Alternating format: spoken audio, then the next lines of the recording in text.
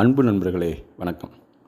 இன்றைக்கு நாம் பார்க்க இருக்கிற rubric anxiety joyful things from most, அதாவது anxiety from most joyful things அப்படின்னு இதை படிக்கணும். ஆன்சைட்டி அப்படின்னா கவலை, ஒரு பதட்டம்.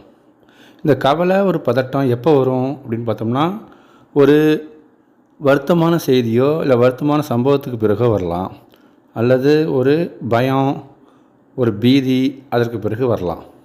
ஆனால் ரொம்ப ஜாய்ஃபுல் திங்ஸ், மிகவும் ஒரு மகிழ்ச்சிகரமான ஒரு விஷயம், அதிலிருந்து இவருக்கு கவலை வரும், பதட்டம் வரும். அதுதான் இங்கே இதோடைய மீனிங்காக நம்ம எடுத்துக்கணும்.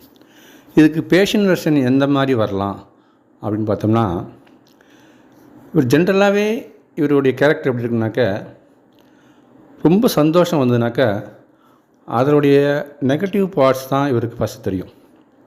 ஃபார் எக்ஸாம்பிள், இவருக்கு ஒரு ப்ரமோஷன் வருது, அதனால் அவருக்கு நிறையா இன்கம் வரும், ஒரு அதிகாரம் வரும், அதெல்லாம் இருக்கும். ஆனால் இவர் எதை நினச்சி வருத்தப்படுவார், கவலைப்படுவார்னாக்கா, அதனால நிறைய பொறுப்புகள் வருமே அப்படிங்கிற மாதிரி இவருடைய கவலை இருக்கும். ஸோ ஒரு ஜாய்ஃபுல் ஈவெண்ட்ஸுங்கிறது இவருடைய ப்ரமோஷன் அப்படிங்கிற மாதிரி ஒரு விஷயம். ஆனால் அதனால் இவர் கவலை தான் படுவார். ஏன்னா அதில் உள்ள நெகட்டிவ் பார்ட்ஸ் தான் இவருக்கு தெரியும்.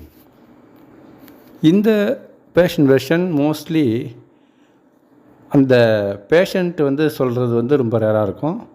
அவங்களுடைய பைஸ்டாண்டர் சொல்கிறது தான் அதிகமாக இருக்கும்.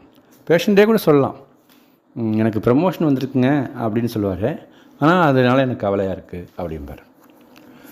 ஸோ இதில் ஃபியர் ஆஃப் ஹை பிளேசஸ் அப்படிங்கிற மாதிரி எடுத்துக்கலாம்.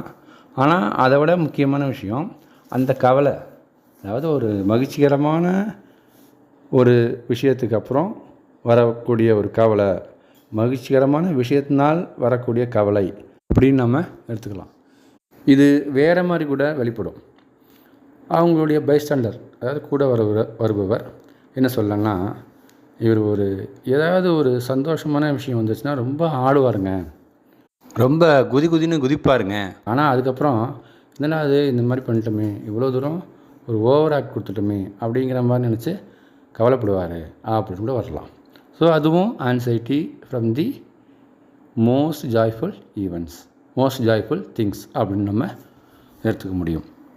அதாவது ஒரு ஆன்சைட்டி கவலை, அது கவலையோ பதட்டமோ ஒரு துக்ககரமான சம்பவமோ வருத்தப்படக்கூடிய சம்பவத்துக்கு அப்புறம் தான் ஒருத்தருக்கு வரும்.